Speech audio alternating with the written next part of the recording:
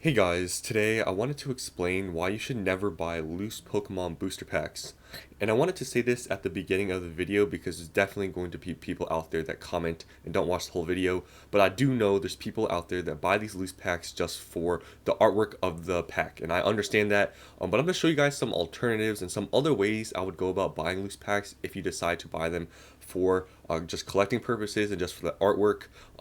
I'm going to do that in the second half of the video, but first I wanted to, I guess, before I talk about why you shouldn't buy these packs, I've gotten some comments before asking me why I don't break down, like I have some collection boxes and some other stuff. They're like, why don't you break down these boxes and just, keep the packs because they're going to be easy to store because they're, smaller. Obviously, you don't have to store all these big boxes. I'm going to tell you why, I guess, in this video because it kind of all matches together.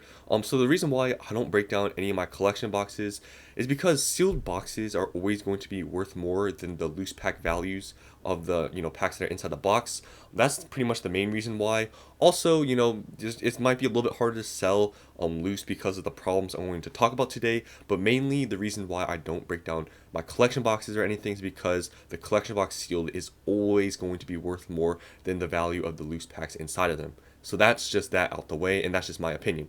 But going on to the reasons why you shouldn't be buying loose Pokemon booster packs, I feel like these are pretty obvious, but yet people still buy them, so I want to explain my reasoning. First one being is the obvious reason now with the whole CT scanning thing. It's still obviously new, so I don't know how many people are actually going to do it and if it's even worth it. But yeah, CT scanning, since with booster packs it's been shown they can with loose packs they can easily pretty much see all the cards inside of them. That's a given. Like, you shouldn't be buying it unless like I said, you want to buy the packs for the art. But like I said, I'm going to show you some other ways you should be buying them in my opinion.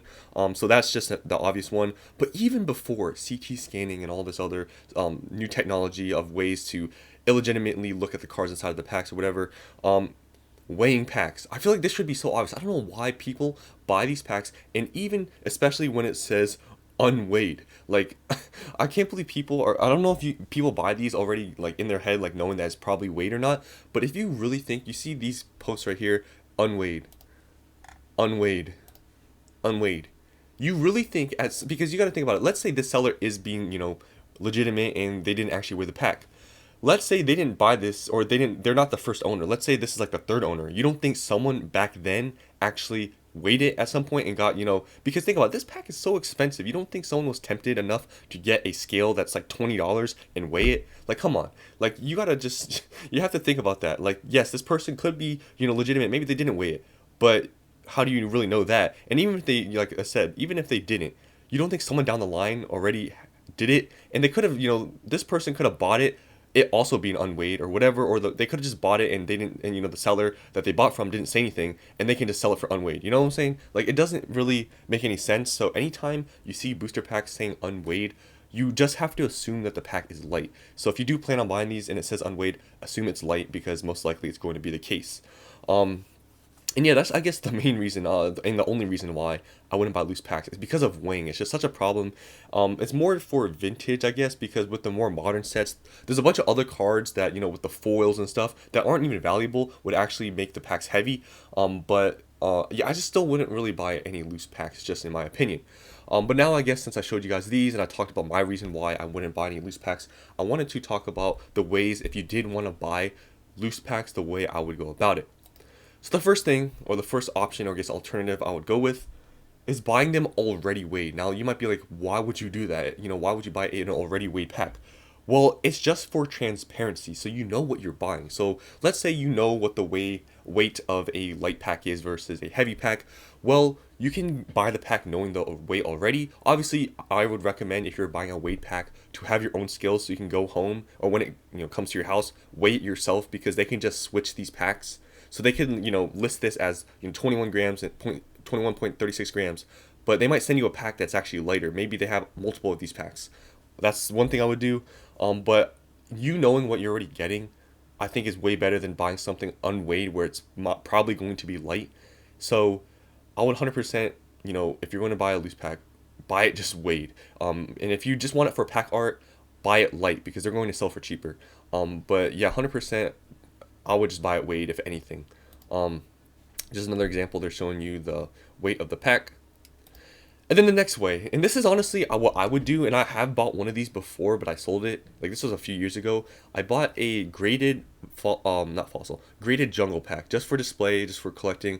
I've noticed a lot of these packs, graded for like a PSA 9, is usually around the same price as the loose pack, maybe a little bit more. If you get a PSA 8 or whatever, it's probably going to be pretty similar. But I think even PSA 9 for some of these packs, it's pretty much the same price as the loose pack. So if you are wanting to just buy them for collecting purposes and display, I would honestly just buy them PSA graded. Now, I don't know if you guys know, but there's been many instances out there that I've seen where PSA actually grades resealed packs and stuff. But most of these packs that are graded are most likely light, like they're probably already weighed, so people just wanted to, keep them sealed and nice and on display and just, sent them off to PSA. But yeah, these are cool if you want to just collect them. They're nice just display pieces, so if you do want to buy a loose pack, I think this is a good option to go for, just buying it already weighed. You can see here, an Expedition pack. It's only $460 something. I think loose these go for around 400. So it's not that much more expensive, and in my opinion, if you're gonna buy it just for display, this looks a lot nicer. Yeah. There's another example I guess I wanted to show you. And then the last way, I guess I would buy loose packs, and I would honestly just go for modern if you're going to buy loose packs from these sellers like this, is buy it from like these huge eBay sellers like this, for example. These are not going to be weighed. This seller is huge. They have like pretty much 100% positive feedback. They're not weighing these packs. If there's even big sellers with loose packs that are vintage, I would still be kind of skeptical and not really, want to purchase it because, like I said before, the seller that is selling it unweighed or whatever, they might be, telling the truth and they didn't weigh it. But like I said, someone down the line, you don't know how many hands the pack went through. It could get weighed at some point and then it all get messed up, So if you're gonna buy loose packs, like I said, just to recap, if you're gonna buy loose packs, buy it either weighed, especially for vintage. Buy it weighed so you know what you're getting. Weigh it yourself at home, right? Or just buy it graded already, so you just have a nice display piece. Like I said, they're usually not really any more expensive than the loose packs if it's not like a PSA 10. But if it's a PSA 9 or something, it should be around the same price as a loose pack. Or if you are gonna buy loose packs, buy it from huge sellers, and I would honestly just stick with modern. But yeah, that's just my opinion. So what do you guys think? Have you guys bought loose booster packs before? I'm not gonna lie, I haven't said this yet, but like I told you, I did buy a PSA graded pack before. But one time, this was early on when I was just starting to buy like sealed packs and stuff, or sealed product. I bought a sealed not sealed. Why do I keep saying fossil? A sealed jungle pack, but I ended up returning it on eBay because it just looked kind of sketchy. Like it looked almost resealed to me at the time. So I just, luckily the person actually, was able to accept the return. But I just ended up returning it. So as of right now, I don't have a single loose booster pack in my hand. I just would rather buy sealed product. And yeah, I would really stay away from packs or just loose packs if I were you. So that's the end of this video. Hope you guys enjoyed, and I'll see you on the next one.